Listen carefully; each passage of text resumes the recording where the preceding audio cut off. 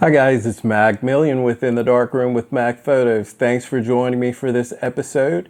I've recently had some downtime, and whenever that occurs, I always like to go back through previous shoots and take a second look, taking a look with maybe a little more of a creative eye.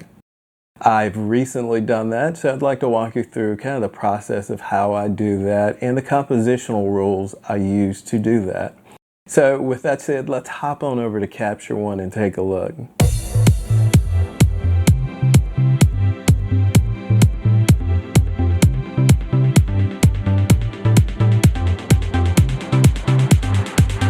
Hi guys, here we are over in Capture One, and the image on the screen that we're looking at is from a shoot I did about a month, maybe 2 months back.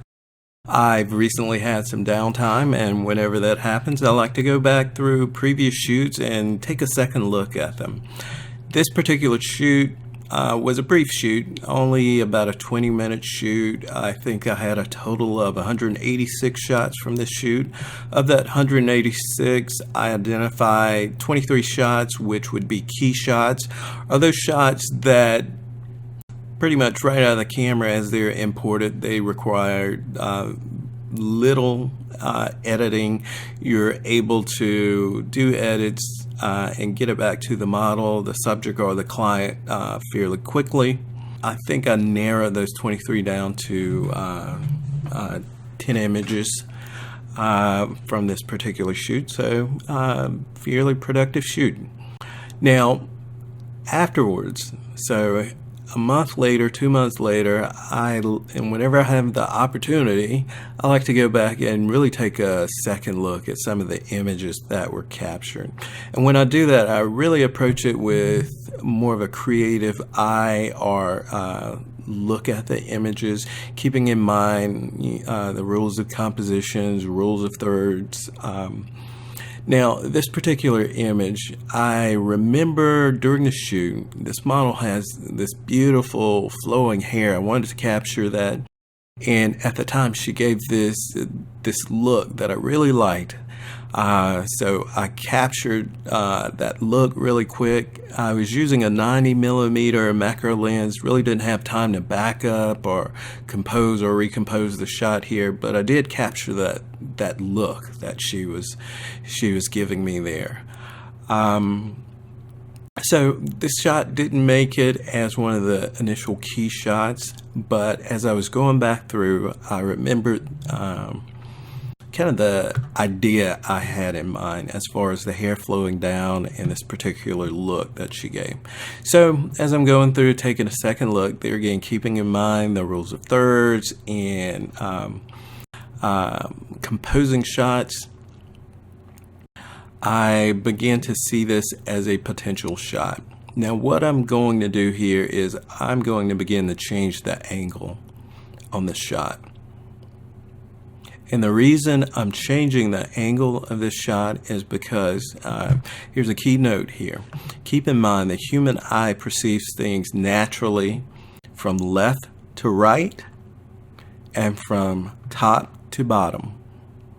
So keep in mind that when people are viewing your images, a natural flow is going to be from left to right, top to bottom, okay? So there again, I'm changing the angle to make sure that I have that natural flow occurring here. And what I want to do is place her face in the upper left third. Using rule of thirds here, we're going to recompose the shot here to get her face in that upper third there. Okay, and let's back out and take a look. We'll make some more adjustments here, maybe increase the angle a little more and recrop it.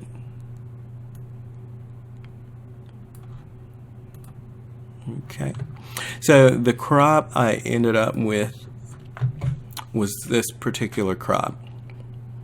So there again, rules of third, we have her face in the upper left third, her body flowing down to the lower right third of this image here. Okay. And after a quick edit in Photoshop, this was the final image. So we're looking at moving from the image on the left, which was just a regular shot. There was something I saw there when we were shooting, but it didn't quite transfer in the overall shot. But in taking a second glance, then we were really able to pull out a great image from that shot. So I hope this encourages you all to go back and take a second glance. Use a creative eye in looking back through some of your previous shoots. You'll be surprised at some of the treasures that you find there.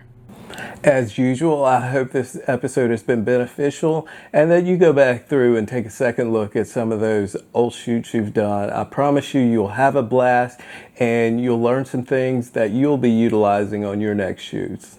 So until the next time, get out there, get shooting, and remember, make every shot count.